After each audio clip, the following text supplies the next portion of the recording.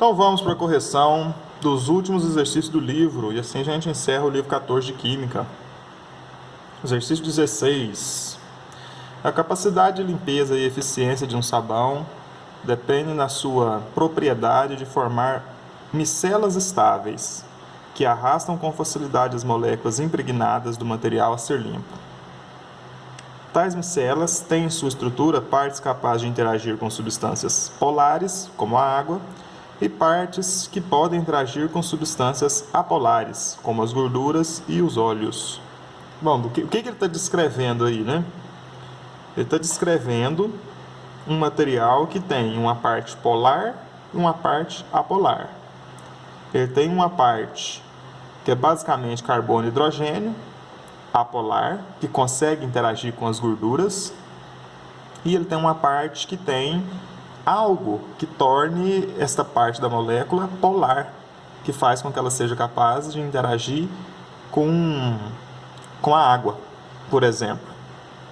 Faz com que ela seja capaz de interagir com materiais que são polares. Isso é muito importante, porque essa característica aí permite que a gente consiga lavar uma vasilha. A gente consiga tirar a parte gordurosa da vasilha, tirar as partículas de gordura que estão impregnadas na vasilha. A gente consegue lavar a mão e tirar a gordura que está impregnada na mão, porque a gente vai estar permitindo que o material que está impregnado na mão da gente, que está impregnado na vasilha, permitindo que essa gordura se disperse na água. A gente vai permitir que as moléculas se quebrem em pequenas partezinhas. As moléculas não, né? Permitir que as estruturas de gordura se quebrem em pequenos aglomerados de moléculas, fazendo com que elas se dispersem na água, fazendo um coloide, permitindo que esse material seja retirado da superfície que ele estava impregnando. Que material que é capaz de fazer isso, hein? Um material que tem uma parte polar e um material que tem uma parte apolar. Será que é esse aqui? C18H36? Bom, ele só tem carbono e hidrogênio, então ele só tem a parte apolar. Ele interagiria muito bem com a gordura, mas ele não interagiria com a água. Então é como se eu tivesse mais gordura ainda sujando o material. É como se eu quisesse lavar uma panela suja de manteiga com outro tipo de manteiga. Eu quisesse lavar óleo com outro óleo. Letra B. C17H33COONA. Ó, isso aqui, ó, ONA é o quê? Sal de ácido carboxílico. É um sal de ácido carboxílico. Sal de ácido carboxílico vai ter um montão de carbono e hidrogênio, um montão de carbono e hidrogênio, carbono e hidrogênio, carbono e hidrogênio. E aí ele vai ter, no último carbono, ligação dupla com O, O-, Na+. Ou seja, esta parte aqui dele é basicamente carbono e hidrogênio, vai interagir muito bem com gorduras, é uma parte apolar da molécula. Esta parte aqui da molécula, o que ela tem? Tem ânion e cátion.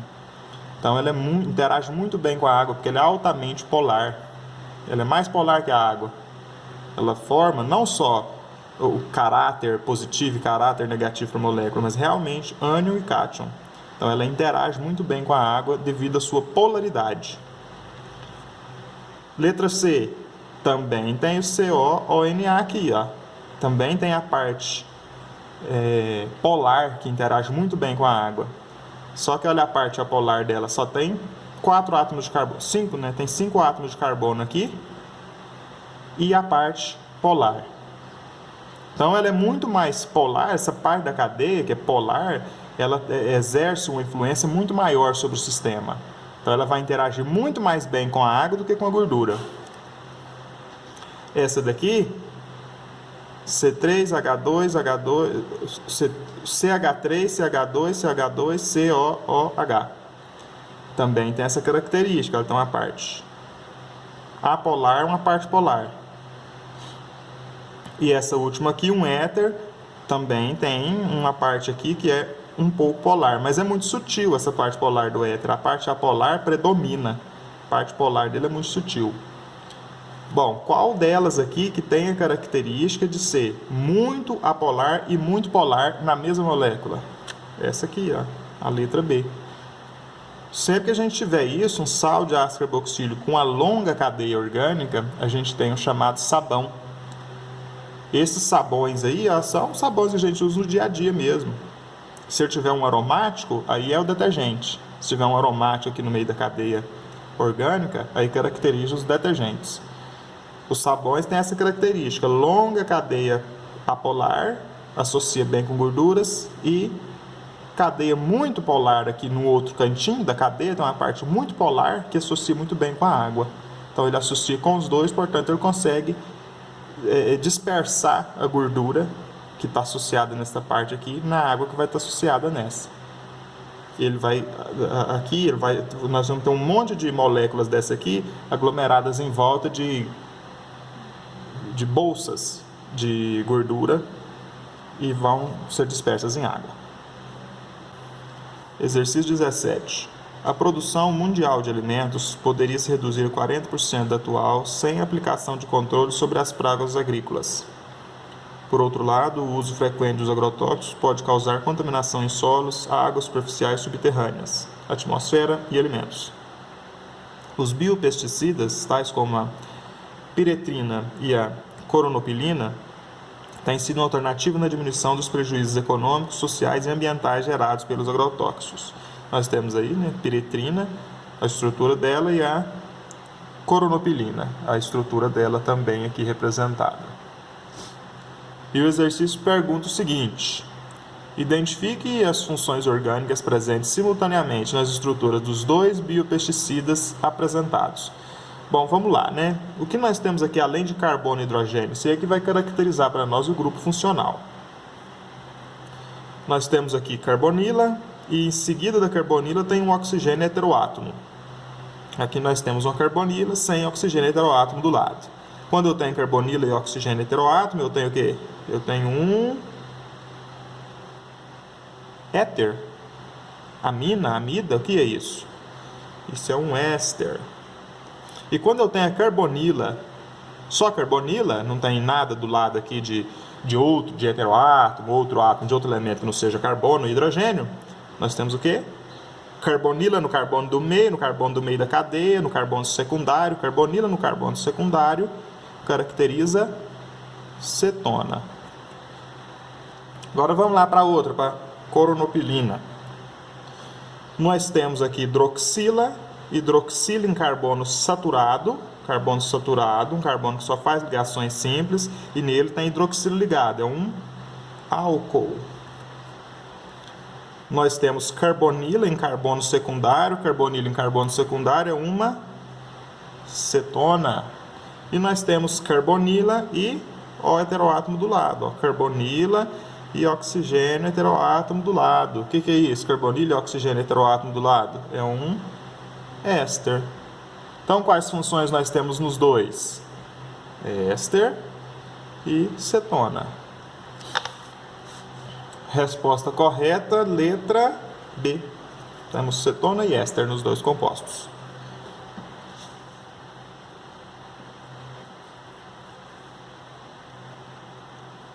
Exercício 18. Em uma planície ocorreu um acidente ambiental em decorrência do derramamento de grande quantidade de um hidrocarboneto que se apresenta na forma pastosa à temperatura ambiente. Um químico ambiental utilizou uma quantidade apropriada de uma solução de paradodecilbenzeno sulfonato de sódio, um agente tensoativo sintético, para diminuir os impactos deste acidente. Essa intervenção produz resultados positivos para o ambiente, porque... Bom, vamos lá, o que ele usou mesmo? Paradodecilbenzeno sulfonato de sódio. Paradodecilbenzeno, só até aqui, paradodecilbenzeno é um montão de carbono e hidrogênio.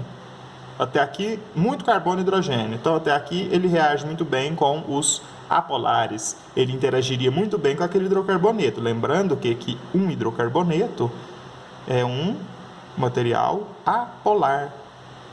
No hidrocarboneto, o que nós temos? Carbono e hidrogênio. Então, ele é apolar. Ele interage muito bem com gorduras. Ele é basicamente petróleo, né? Os hidrocarbonetos são oriundos do petróleo. Flutua na água, menos denso que a água, reage bem com apolares, não reage bem com a água, não se dissocia, não dissolve na água. não se mistura com a água.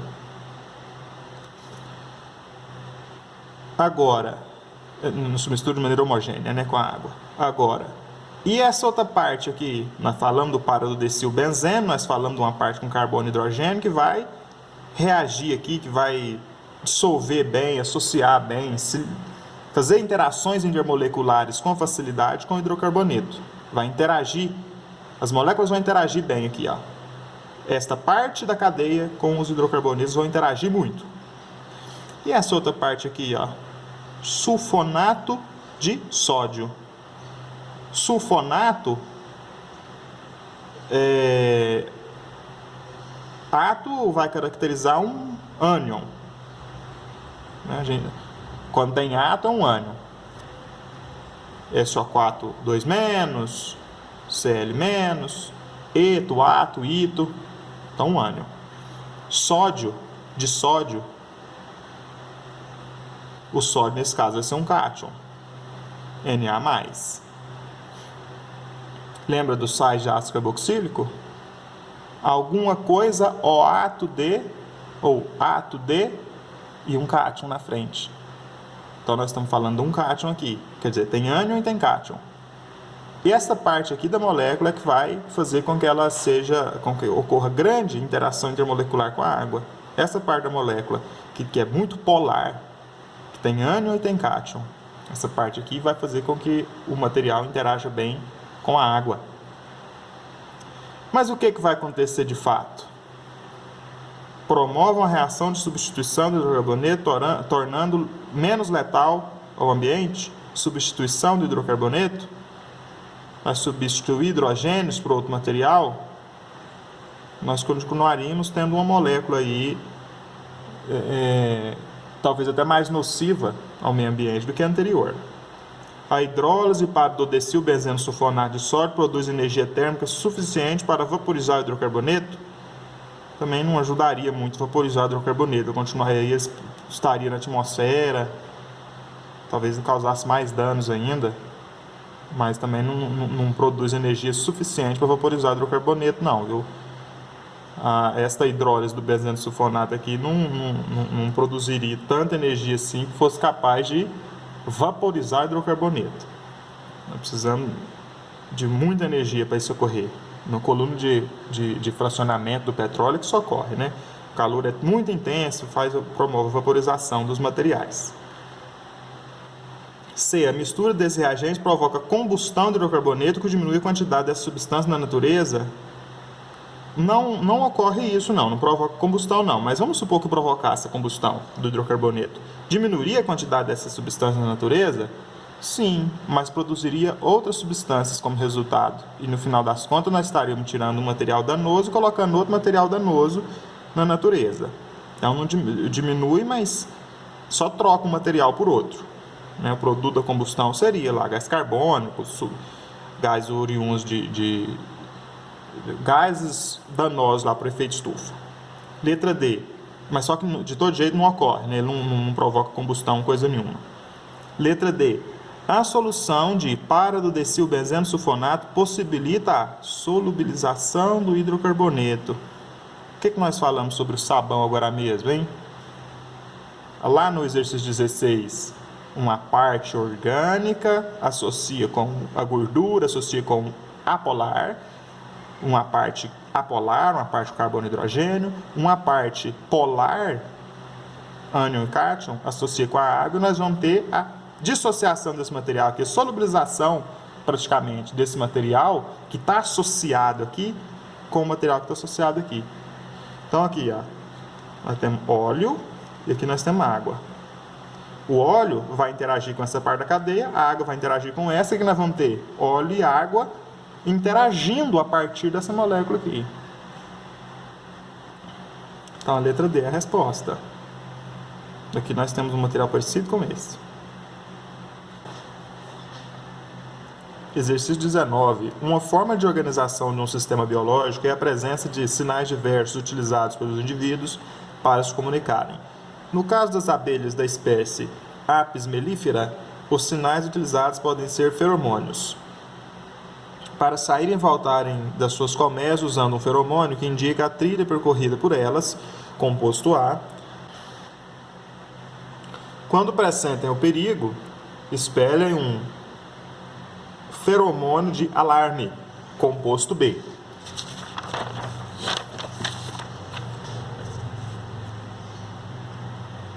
Que serve de sinal para o combate coletivo. O que diferencia cada um dos sinais utilizados pelas abelhas são as estruturas e as funções orgânicas dos feromônios. Então, vamos lá, nesse aqui é o composto A, é o composto de trilha, é para seguir por aqui. Esse é o composto B, o composto de alarme. Cuidado, cuidado, aqui tem perigo. As funções orgânicas que caracterizam os feromônios de trilha e de alarme são, respectivamente, então vamos lá, de trilha, o que tem no de trilha? Carbono, hidrogênio, carbono, hidrogênio, carbono, hidrogênio, carbono, hidrogênio e uma hidroxila. Essa hidroxila está ligada aonde? No átomo de carbono. E esse átomo de carbono é saturado. Então, olha só, CH2 já fez duas ligações, ele faz mais uma aqui e faz mais uma com OH. Vou representar de maneira menos sucinta. Aqui nós temos o átomo de carbono, temos tudo isso aqui ligado aqui nos três pontinhos. Aí nós temos aqui carbono, dois átomos de hidrogênio, HH, e a hidroxila. Ou seja, ele faz 4 ligações, ele é um carbono saturado. Se ele fosse insaturado, se a hidroxila tivesse ligada aqui, por exemplo, aí não era álcool, era enol. Se fosse aromático, aí era fenol. Mas como o hidroxila está ligado num carbono saturado, nós temos um álcool. E nessa outra aqui, o que nós temos no alarme? CH3, CO, O, e aí vem mais carbono para frente. O que significa O junto e mais carbono? Se fosse só um O, era um éter. Mas como tem dois O, o que nós temos aqui? Esse H3 aqui eu representei, depois vem C, e depois vem O, é o que? Ligação dupla com O, e O é heteroátomo. Aí depois vem CH2, CH e continua a molécula. Olha o que nós temos aqui. Ligação dupla com O e O. Carbonila e O heteroátomo no mesmo átomo de carbono. Isso aqui caracteriza que grupo? Grupo éster. Então o que nós temos? No composto A, um álcool, no composto B, composto A, álcool, no composto B, éster. Letra A é a resposta. Exercício 20. Sais de amônio são sólidos iônicos com alto ponto de fusão, muito mais solúveis em água que as aminas originais, e ligeiramente solúveis em solventes orgânicos apolares, sendo compostos convenientes para serem usados em xaropes e medicamentos injetáveis. Um exemplo é a efedrina, que funde a 79 graus. Tem um odor desagradável e oxida na presença do ar atmosférico, formando produtos indesejáveis. Cloridrato de efedrina funde a 217 graus. Não se oxida e é inodoro, sendo ideal para compor os medicamentos. De acordo com o texto, que propriedade química das aminas possibilita a formação de sais de amônio estáveis, facilitando a manipulação de princípios ativos. Bom, vamos lá ver o que aconteceu. Nós tínhamos aqui uma amina, uma molécula composta, né? Tem duas funções, tem a função álcool aqui, a hidroxila, e a função amina, bem aqui, ó, o NH, né? Função amina, aqui, né? Grupo amino, bem aqui. Bom, o que acontece com a amina? O que acontece com ela? Ela era aqui nitrogênio ligado com carbono, com H e com CH3, tudo ligado aqui no N, ó. Aquela parte da cadeia, CH3 e H, tudo ligado aqui no N. Quando interage com ácido clorídrico, HCl, o que acontece aqui, ó, no produto? Ao invés de um H, vai ter dois H. Ou seja, o ácido clorídrico ionizou em H+, e Cl-. E este H+, foi agregado aqui, ó. Ligou com o nitrogênio. O nitrogênio tem essa capacidade. Ele forma muito bem o cátion amônio, onde ele ganha mais um hidrogênio, e o NH3 da amônia vira NH4 no cátion amônio.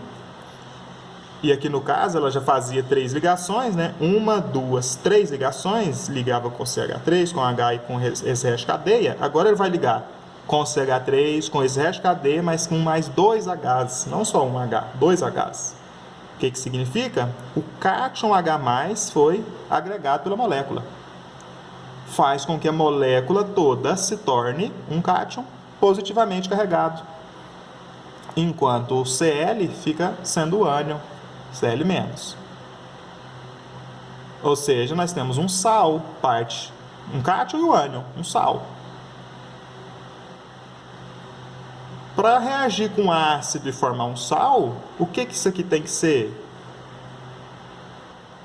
Quem que reage com ácido para formar sal? Base. Então, a característica que permite que ela reaja com ácido e forme um composto estável, que é um sal, neste caso aqui, o que permite que ele faz isso? Reage com ácido e forma um composto estável? O fato dela ser uma base. Por ela ser base, ela vai reagir com ácido e formar sal. Então, qual que é a característica, qual que é a propriedade química das aminas que permite essa reação aqui e a formação desse composto estável? A basicidade dela, letra B.